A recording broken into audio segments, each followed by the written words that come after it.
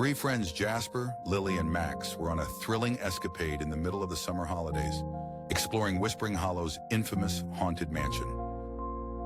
Legends told of a ghostly inhabitant known only as the Phantom, who cherished puzzles more than his own ethereal existence. One afternoon, as the kids wandered the dusty halls, they stumbled upon a creaking door, almost invisible in the wooden paneling. Curiosity got the better of them, and naturally they entered, finding themselves in a room that seemed to be built out of the keys to the universe itself. Old chandeliers, their light flickering like ghost waltzing, hung from the ceiling. Shelves lined with ancient books bordered the room, and a peculiar contraption in the center beckoned them closer. Before they could take a step, the door slammed shut with an ominous thud. "Welcome, curious minds," echoed a voice that bounced off the walls with a playful chuckle. It was the Phantom, as friendly as legends foretold. "I've been waiting for guests. If you wish to leave my delightful riddle room, merely indulge me by solving a few of my favorite puzzles." Jasper, always the leader, nodded bravely.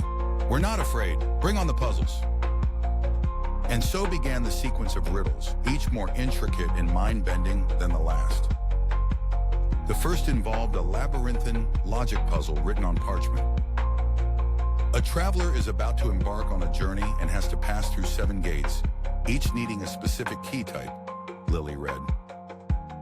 Using only these 3 keys, how can he pass through all the gates? After minutes that felt like hours, they cracked it, aligning the keys in a sequence that would have made a Rubik's Cube seem like scribbles on a napkin. "Splendid," the Phantom mused. "Now for a teaser. I speak without a mouth and hear without ears. I have no body, but I come alive with wind. What am I?" This time Max stepped up to the challenge. "An echo," he exclaimed after a triumphant pause. "Bravo, young minds, and now, for my favorite," the Phantom continued, his voice now tinged with warmth. "I am not alive, yet I grow. I don't have lungs, but I need air. What am I?" Jasper and Max turned to Lily, who had been quiet, deep in thought. With a spark in her eyes, she replied, "A fire!"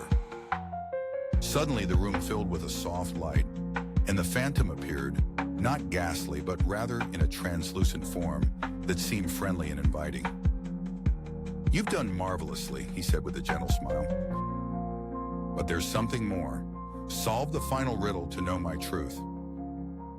The kids huddled close as the Phantom shared his last puzzle. "I may be invisible, but I can make you see. If I'm lost, everything will cease to be. What am I?" Silence fell as they pondered this enigma. It was as if the answer danced just out of reach, whispering edges away from being heard. Then slowly comprehension dawned on Jasper. "Light!" he said, hardly daring to breathe. The Phantom nodded, a peaceful look settling over him. "Yes, you've solved it."